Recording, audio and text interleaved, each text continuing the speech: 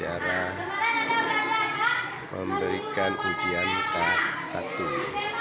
Harus membaca soalnya dan didikte, dan harus ditulis pada lembaran jawaban atau kertas lembaran buku yang telah disediakan oleh guru, dan ditulis namanya dan kelas 1, ini 1A, 1B. Berjalan jinjit adalah berjalan dengan. Ini cara memberikan ujian kelas 1.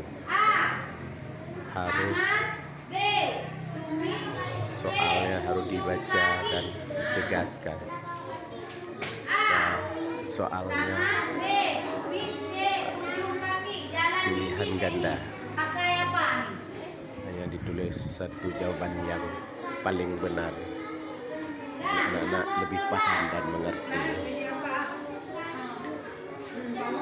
Ini kelas 1B juga seperti itu.